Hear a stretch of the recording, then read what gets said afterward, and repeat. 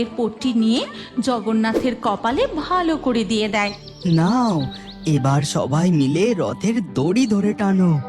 জয় জগন্নাথ, জয় জগন্নাথ। নীলমাধবের কথা মতো সবাই রথের দড়ি টেনে রথ জগন্নাথের মাসির বাড়ির উদ্দেশ্যে যাত্রা শুরু করে। আহ, কি মিষ্টি সুস্বাদু কাঁঠাল! আজ আমার পেট আর মন দুটোই ভরে গেছে। উফ, কিন্তু কি গরমটাই না পড়েছে। বাবারে বাবা, আমার তো খুব গরম করছে। এই গ্রীষ্মের প্রখর রোদের তাপে এই জঙ্গল ও জঙ্গল ঘুরে ঘুরে বেড়ালে গরম তো করবেই। যোগু, এবার তুই মহলে ফিরে চল, এক্ষুনি আমাদের কেউ দেখে ফেলবে। হ্যাঁ, চলো বলরাম দাদা, আমার খুব গরম করছে। আজ মহলে ফিরে গিয়ে ঠান্ডা শীতল জলে মজা করে স্নান করব। এই কথা বলে জগন্নাথ ও বলরাম তাদের মহলে ফিরে যায়। তারপর জগন্নাথ স্নানের প্রস্তুতি শুরু করে। শীতল কলসি ভর্তি জল মাথায় ঢালতে থাকে। আহ, শান্তি! যা গরমটাই না পড়েছে, এই এক কলসি জলে তৃপ্তি হচ্ছে না। আমি আরো শীতল জল ঢেলে স্নান করি। এরপর জগন্নাথ একের পর এক কলসি ভর্তি জল ঢেলে স্নান করতে থাকে। ঠিক তখনই সেখানে বলরাম এসে উপস্থিত হয়। একটা নয়, দুটো নয়, 108 কলসি শীতল জলে স্নান করতে দেখে দাদা বলরাম বলেন, এই যোগু, আর নয়, এই নিয়ে 108 কলসি জল ঢাললি। এবার ওঠ, এমনিতেই তোর যা ঠান্ডা লাগার ধাত, এরপর জ্বরে পড়লে কিন্তু আমি তোকে দেবী লক্ষ্মীর হাত থেকে রক্ষা করতে পারবো না। আহ দাদা, বকছো কেন? মর্তের বাতাসে কি গরম! আমার তো শীতল জলে স্নান করতে দারুণ লাগছে। আমি আর একটু স্নান কর। এমন সময় সেখানে সুভদ্রা এসে উপস্থিত হয়। জগন্নাথের জেদ দেখে সে তার হাত ধরে বলে, বলরাম দাদা ঠিকই বলেছে জগন্নাথ দাদা, তুমি বড্ড জেদ করছো। এবার চলো, তোমার তো আবার একটুতেই হাঁচি শুরু হয়ে যায়। কিচ্ছু হবে না আমার, এই তো শেষ কলসির জলটা শুধু ঢালতে বাকি আছে। আচ্ছা, ব্যাস হলো তো, এবার বোঝো, শীতল জলে স্নান করে তুমি আবার জ্বর সর্দি বাঁধিয়ে বসলে। ওদিকে পুরীর মন্দিরে তখন দেখা যায় এক পুরোহিত ভগবান জগন্নাথের গর্ভগৃহের দরজা বন্ধ করে দিয়েছে। পুরোহিত মশাই, আমরা তো জগন্নাথ দেবের দর্শনই পেলাম না। গর্ভগৃহের দরজা বন্ধ করে দিলেন কেন? দরজাটা খুলুন না। প্রভুর এখন খুব জ্বর, প্রভুর এখন বিশ্রামের প্রয়োজন, তাই 15 দিনের জন্য মন্দিরের দরজা বন্ধ থাকবে। হে প্রভু জগন্নাথ, তুমি হলে জগতের নাথ।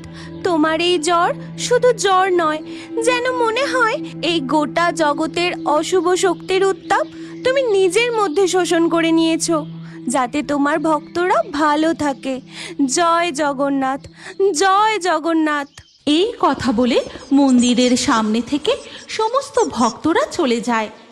এরপর ধীরে ধীরে রাত হয়ে যায়। জগন্নাথ দেবের চিকিৎসার জন্য নীলমাধব হাঁটতে হাঁটতে ভগবানের মন্দিরের দিকে যেতে থাকে। কি জানি বাবা, কাঠের তৈরি ভগবানেরও আবার জ্বর হয় নাকি? আমি ওই ভগবানের মূর্তিকে কি করে সুস্থ করব জানি না। পিতা আমাকে এই পাচনের বাটি আর ঝোলাটা দিয়ে পাঠিয়ে তো দিলেন।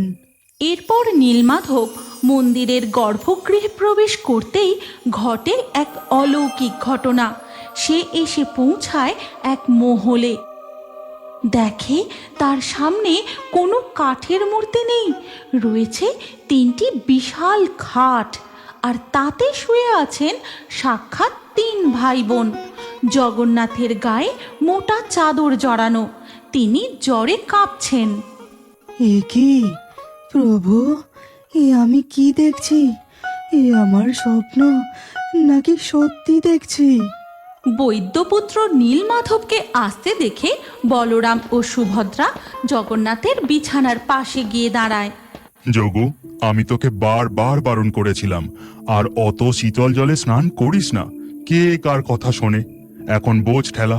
বলরাম দাদা, আর বকাবকি করো না। দেখো না, জগন্নাথ দাদার মুখটা জ্বরে একেবারে শুকিয়ে গেছে। দাঁড়াও, আমি জলের পট্টিটা আরো একবার কপালে দিয়ে দিই। এই কথা বলে সুভদ্রা জলের পট্টি নিয়ে জগন্নাথের কপালে ভালো করে দিয়ে দেয়।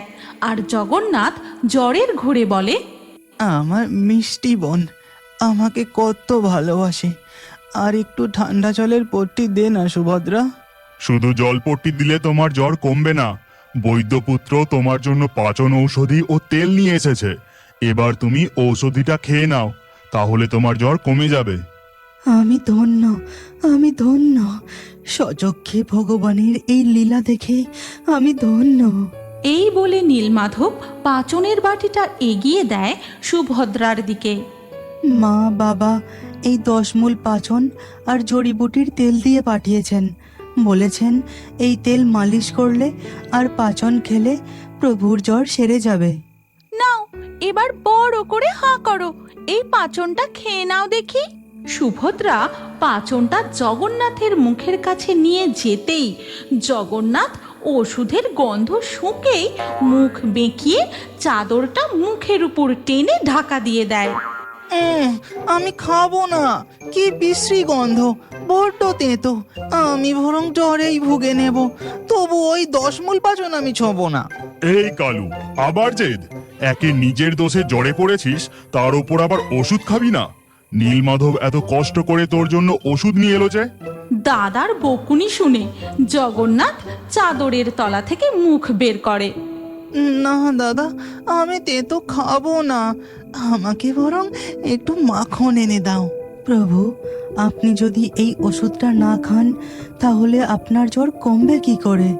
আর জ্বর না কমলে গুন্ডিচা মাসির বাড়ি যাবেনই বা কি করে?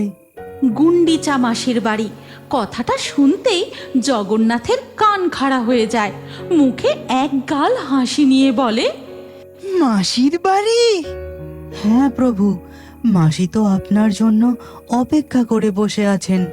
আপনি সুস্থ হলেই আপনার বিশাল নন্দীঘোষ রথে চড়ে আপনি, বড় ঠাকুর আর মা সুভদ্রা মিলে মাসির বাড়ি যাবেন। ঠিক বলেছ নীলমাধব। আর মাসি খবর পাঠিয়েছে জগন্নাথ দাদা গেলে রোজ নিজের হাতে পোড়া পিঠে বানিয়ে খাওয়াবে, সাথে ক্ষীরের মালপোয়া, ছানা পোড়া, আরো কত কি। কিন্তু জগন্নাথ দাদা যদি ওষুধই না খায় তাহলে রথে চড়বে কে? পোড়া পিঠে? মাসির হাতের পোড়া পিঠে? এই সুভদ্রা, দে দে তাড়াতাড়ি ওই পাচনটা আমাকে খাইয়ে দে। 15 দিনের জ্বরে মুখে আর রুচি নেই। মাসির হাতের পিঠে না খেয়ে আমি আর থাকতেই পারছি না। এরপর সুভদ্রা জগন্নাথকে পাচনটি খাইয়ে দেন। আর ঐশ্বরিক ভাই বোনের খুংসুটি ও ভালোবাসা দেখে নীলমাধবের চোখ থেকে এক ফোঁটা জল জগন্নাথের পায়ের উপর পড়ে। নীলমাধব, আমি তোকে আশীর্বাদ করছি, তুই সব সময় আমার রথের রশির সর্বপ্রথম থাকবি। এরপর ধীরে ধীরে সকাল হয়ে যায়। 15 দিনের সেবা আর ভালোবাসায় জগন্নাথ দেব সুস্থ হয়ে ওঠেন। আর অবশেষে রথে যাত্রা করে জগন্নাথের মাসির বাড়ি যাবার দিন চলে আসে। জগন্নাথ দাদা, বলরাম দাদা, তোমরা প্রস্তুত তো? বাইরে দেখেছো, আজ সবাই রথের দড়ি টেনে আমাদের মাসির বাড়ি নিয়ে যাবে বলে এসেছে। ওদিকে দেখা যায় রাজা থেকে প্রজা সবার হাতে আজ রথের রশি। আর বিশাল নন্দী ঘোষ রথে হাসি মুখে বসে আছেন জগতের নাথ জগন্নাথ। নাও, এবার সবাই মিলে রথের দড়ি ধরে টানো। জয় জগন্নাথ, জয় জগন্নাথ। নীলমাধবের কথা মতো সবাই রথের দড়ি টেনে রথ জগন্নাথের মাসির বাড়ির উদ্দেশ্যে যাত্রা শুরু করে। আর তখন মহলে দেখা যায়, স্বামী, আমি আপনাকে ছাড়া কি করে থাকব? আপনি কথা দিন যে আপনি শীঘ্রই ফিরে আসবেন। তুমি চিন্তা করো না লক্ষ্মী, আমি 2 দিনের মধ্যেই আবার ফিরে আসব। আপনি আমাকে কথা দিন যে আপনি শীঘ্রই ফিরে আসবেন, না হলে কিন্তু আমি খুব রাগ করব। হ্যাঁ হ্যাঁ, আমি কথা দিলাম। এই কথা বলে জগন্নাথ দেব অদৃশ্য হয়ে রথের মধ্যে বসে থাকা কাঠের মূর্তির মধ্যে প্রবেশ করে যান। আর তখনই আকাশ থেকে রথের ওপর পুষ্পবৃষ্টি হতে থাকে। আরে হাঁপিয়ে গেলে চলবে, টানো টানো, আরো জোরে রথের দড়ি ধরে টানো। জগন্নাথ দেবের রথ গড়াতে গড়াতে এসে উপস্থিত হয় তার মাসির বাড়ির সামনে। তখনই তিনটি অদৃশ্য আলোক রশ্মি মূর্তি থেকে বেরিয়ে সোজা গিয়ে উপস্থিত হয় তাদের মাসির ঘরের মধ্যে। মাসি, আমরা এসে গেছি। মাসি, কোথায় তোমার পোড়া পিঠে? আমাকে দাও, আমার খুব জোরে খিদে পেয়েছে। কত দিন হয়ে গেল আমি তোমার হাতের পোড়া পিঠে খাইনি। তোমরা 3 ভাই বোন আসনে বসো।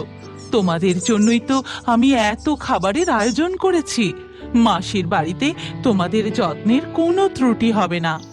3 ভাই বোন মজা করে মাসির হাতের রান্না খেতে থাকে। এইভাবেই আনন্দে মজায় দিন কাটতে থাকে। দেখতে দেখতে 5 দিন কেটে যায়। ওদিকে স্বামীর অপেক্ষায় দেবী লক্ষ্মী। আমি অপেক্ষা করতে করতে ব্যাকুল হয়ে উঠেছি। আমাকে কথা দিয়েও আপনি কথা রাখলেন না। এবার দেখুন